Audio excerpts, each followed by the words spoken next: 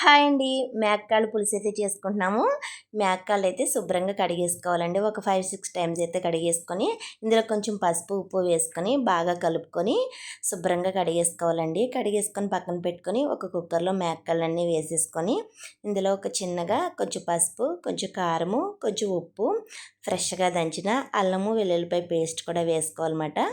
వేసేసుకొని ఇందులో ఒక 2 గ్లాసుల వాటర్ అయితే వేసుకొని కుక్కర్ మూత పెట్టేసుకోవాలండి. కుక్కర్ మూత పెట్టేసుకొని ఒక 9, 10 విజిల్స్ అయితే రావాలన్నమాట. ఇలా విజిల్స్ వస్తే ఈ మటన్ కాళ్ళు బాగా ఉడుకుతాయండి. ఇలా ఉడికాక ఇవి పక్కన పెట్టేసుకొని అదే కుక్కర్లో మనం కొంచెం ఆయిల్ వేసుకోవాలి. ఆయిల్ వేడయ్యాక కొంచెం లవంగా చెక్క వేసుకొని ఇందులో ఒక 2, 3 పచ్చిమిరపకాయలు, ఒక గుప్పెడు ఉల్లిపాయ ముక్కలు వేసుకొని ఉల్లిపాయ ముక్కలు బాగా బ్రౌనిష్ కలర్ వచ్చేంత వరకు బాగా ఫ్రై చేసుకోవాలండి కలుపుతూ.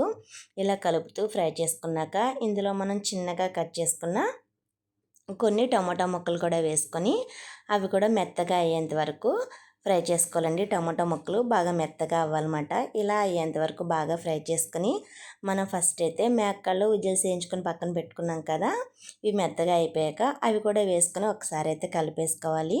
ఇలా కలిపేసుకొని ఇందులో మళ్ళీ కొంచెం పసుపు, కొంచెం ఉప్పు, కారం వేసుకోవాలండి. మనం ఫస్ట్ ఉడకబెట్టినప్పుడు కొంచెం వేసుకున్నాం కదా, ఇప్పుడు కొంచెం వేసుకుంటే సరిపోతుంది.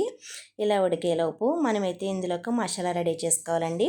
కొంచెం జీలకర్ర, వెల్లుల్లిపాయలు, కొన్ని ధనియాలు, కొంచెం పచ్చిపప్పు వేసుకొని మిక్సీ పట్టేసుకొని పక్కన పెట్టుకోవాలి. ఇవి ఇలా ఉడికిపోయాక కొంచెం వాటర్ ఉన్నాయి కదా విజిల్ చేయించుకున్నప్పుడు, ఆ వాటరు కొంచెం చింతపండు రసం వేసుకొని మనం ముందుగా రెడీ చేసుకున్న మసాలా కూడా వేసేసుకుంటే మనకి మేకకాళ్ళ పులుసు అయితే రెడీ అయిపోతుందండి. చాలా అంటే చాలా టేస్టీగా ఉంటుంది. వీడియో నచ్చితే లైక్ చేయండి.